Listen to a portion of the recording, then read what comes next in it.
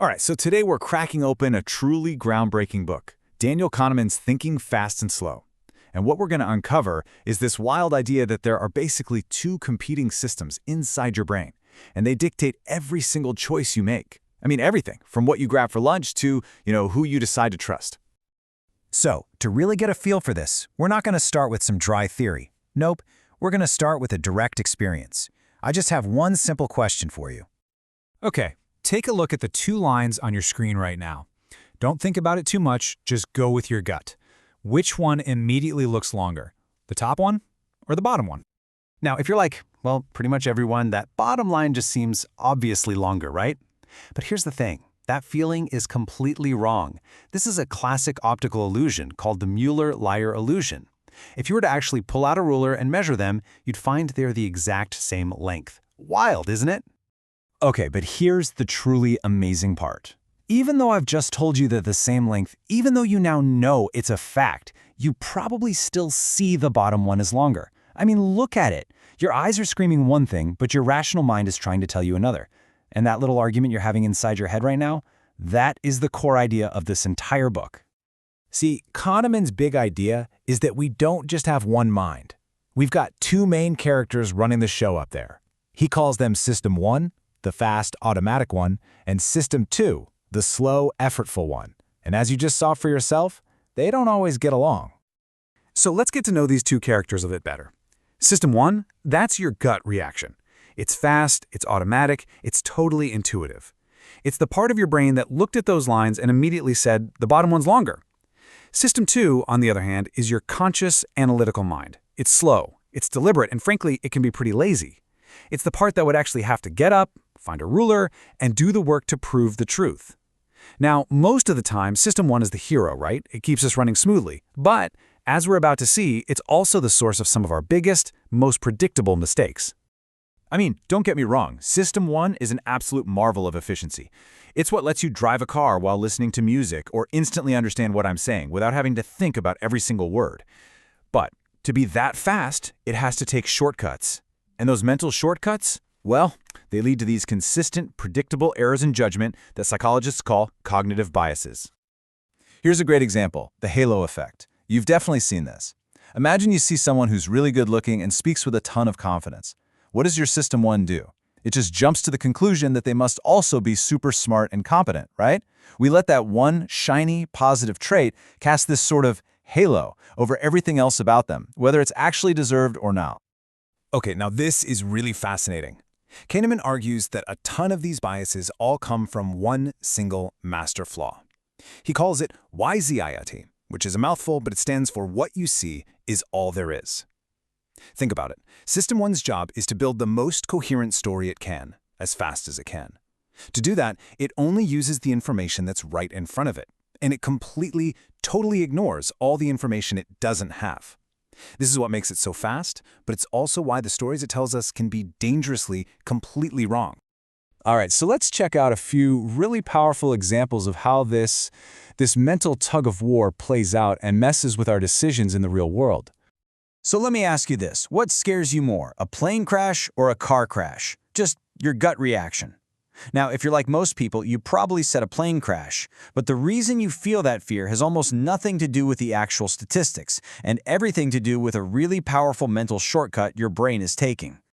This is a perfect example of what's called the availability heuristic. And a heuristic is really just a fancy word for a mental shortcut. Think about it. Plane crashes are dramatic, they're terrifying, they get endless news coverage. So those vivid images are super available in our memory, right? They're easy to recall. And our System 1 makes a huge mistake. It confuses how easily we can remember something with how likely it is to actually happen. All this, even though statistically, car crashes are just way more dangerous. So Kahneman tells this fantastic story about an Israeli Air Force instructor. And this instructor was absolutely convinced that yelling at his student pilots was way more effective than praising them. Why? Well, he noticed a pattern. Whenever he praised a cadet for a really clean maneuver, their very next try was usually worse. But when he screamed at a pilot for a terrible one, their next attempt was almost always better. So the conclusion seems obvious, right? Criticism works, praise doesn't. Well, no. The instructor was completely wrong. He wasn't seeing cause and effect, he was being fooled by a statistical quirk called regression to the mean. Just think about it. For any skill, your performance is going to fluctuate around your average. So an exceptionally good performance is, by definition, unusual. The next time you try, you're just statistically more likely to be, well, more average. The same exact thing happens after a really bad performance. The instructor thought his feedback was causing the change, but really, he was just attaching a story to perfectly random fluctuations. Okay, now get ready for this. This is what happens when our slow, effortful System 2 just gets tired. This chart, this shows the parole approval rates for judges over the course of a day. And look at those spikes. The chance of getting parole shoots up to around 65% right after the judges have had a food break. And then it just plummets, getting close to zero right before their next break. So, why? It's simple, really. Making a careful, thoughtful decision takes real mental energy. It's hard work for System 2. So when that system is depleted, when the judges are tired and hungry, it just gets lazy. And it falls back on the easiest, safest default position, which is just to say no. I mean, it is a truly sobering thought, isn't it? That someone's freedom could literally depend on the timing of a judge's sandwich. So, if our minds are this flawed, are we just doomed to make these mistakes forever? To be honest, Kahneman is pretty pessimistic about our ability to catch our own biases in the moment. It's really hard to do. But he says the most powerful first step we can take is just to learn the vocabulary, to learn the names of these errors. That way, we can get better at spotting them in other people, and maybe, just maybe, sometimes in ourselves too. So here's a really powerful tool that organizations can use to fight one of the biggest biases out there: overconfidence. It's called a pre-mortem, and it's brilliantly simple. Before you start a big project, you get the whole team together in a room, and you tell them, okay, let's imagine it's a year from now, and this project has been a complete, spectacular failure. Then you have everyone spend 10 minutes writing down the story of why it failed. It's amazing. This little mental trick makes it safe to voice doubts and helps uncover all these huge risks that everyone's blind optimism would have just bulldozed right over. And that brings us to the end, and to what might be one of Kahneman's most profound ideas of all. It's this distinction he makes between two different selves, and trust me, it will completely change the way you think about what it means to be happy. Okay, so according to Kahneman, we all have two selves living inside us. First, there's the experiencing self. This is the one that lives in the present. It's the part of you that feels everything, moment by moment. The joy, the pain, the boredom, all of it.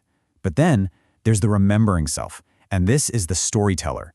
It's the voice in your head that looks back on your experiences and writes the official history, deciding if something was, on the whole, good or bad. Now, here's the kicker. The remembering self is a terrible narrator. It's totally biased. It follows two very strange rules. First is the peak-end rule. This means it really only remembers two things about an event: the most intense moment, the peak, and how it ended. That's it. And second, it's guilty of something called duration neglect. It basically just completely ignores how long the experience actually lasted.